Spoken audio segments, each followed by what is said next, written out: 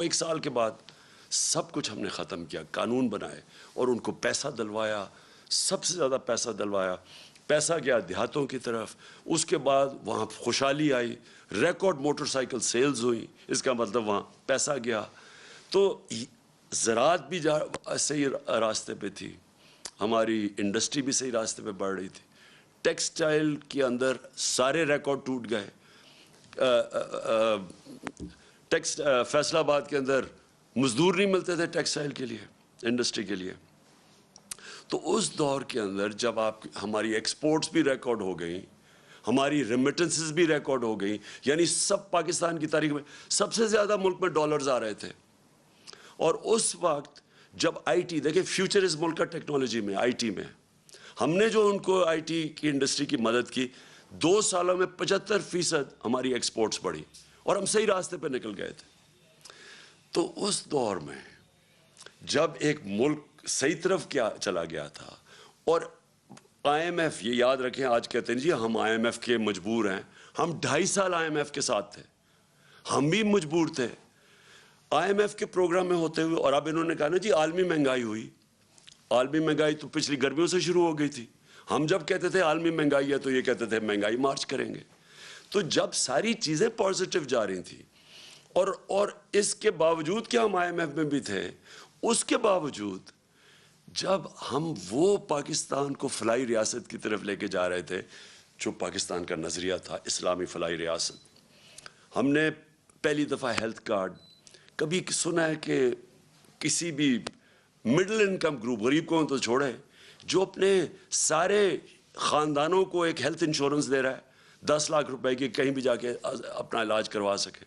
एहसास प्रोग्राम हमारा internationally acknowledge हुआ, जो गुर्बत कम करने के लिए प्रोग्राम था।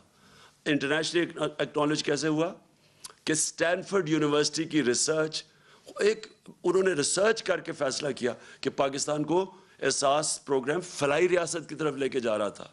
कामयाब पाकिस्तान था, सस्ते कर्जे निचले 20 लाख ख़ानदानों को दे रहे थे ताकि हुनर अब सीख सकें, ताकि वो दुकानें खोल सकें, किसान पैसा लगा सके।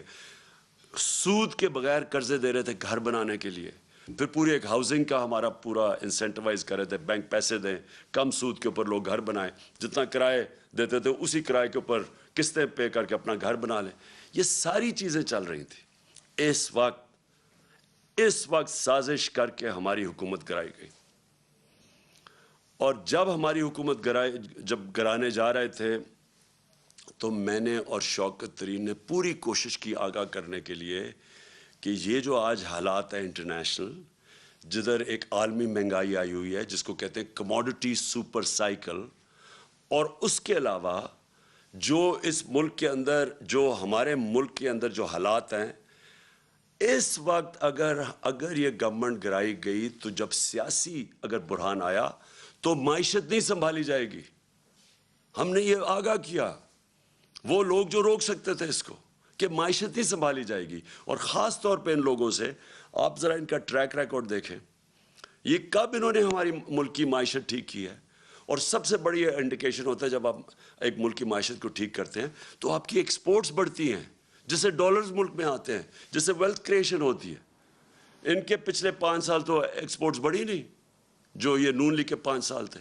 इनके जो दूसरे दौर में जो 97 से 99 तक था, तब भी कोई इनकी एक्सपोर्ट्स के अंदर इजाफा नहीं था।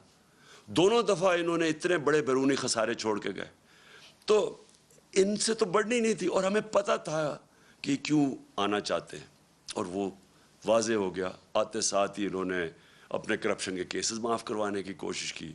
वो असेंबली से बिल पास करवा दिया है, जो इंशाल्लाह मैं कल सुप्रीम कोर्ट में चैलेंज कर रहा हूँ कि